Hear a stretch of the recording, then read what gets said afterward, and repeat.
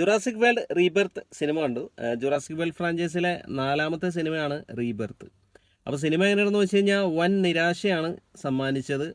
ഇത്രയും പേരും പ്രശസ്തിയും ഇത്രയും ഫാൻ ബേസും ഉള്ളൊരു ഫ്രാഞ്ചൈസി ഇവരിതുപോലത്തെ പൊട്ട സിനിമകളെടുത്ത് എന്തിനെങ്ങനെ നശിപ്പിക്കുന്നതെന്ന് മനസ്സിലാവുന്നില്ല.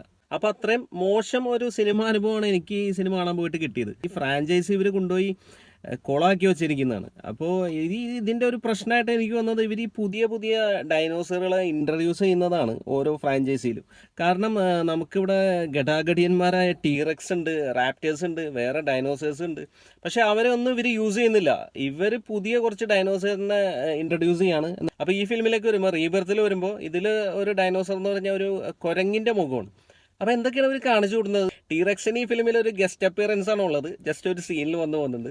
റാപ്റ്റേഴ്സ് എന്തോ ഒരു പുറയിലൂടെ എന്തോ ഓടി പോകുന്നുണ്ട്, അത് മാത്രമല്ല റാപ്റ്റേഴ്സിനെ കാണിക്കുന്നത്. അപ്പോൾ ഇതൊന്നും ഈ കാണിക്കാതെ ഈ ജുറാസിക് വേൾഡ് ഫിലിം ഇറക്കി കഴിഞ്ഞാൽ അപ്പോൾ ഫാൻസ് ഈ ഡൈനോസറുകളെയും ഇതിൻ്റെ എൻകൗണ്ടറൊക്കെ കാണാൻ വേണ്ടിയിട്ടാണ് വരുന്നത്.